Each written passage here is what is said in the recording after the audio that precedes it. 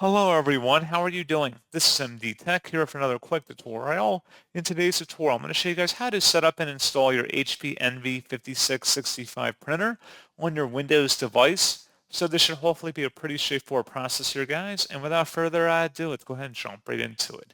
So all you have to do is open up a web browser. Doesn't matter which one, but into Google, you want to search your HP Envy 5665 drivers. Best results, you come back with an HP support page that says HP Envy 5665E all-in-one printer software and drivers.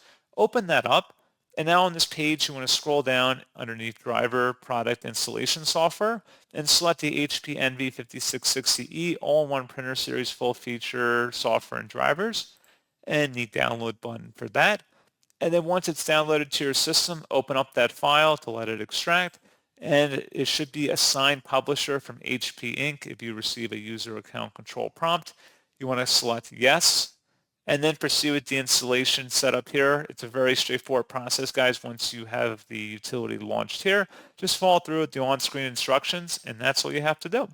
So as always, thank you guys for watching this brief tutorial. I do hope that I was able to help you out, and I do look forward to catching you all in the next tutorial.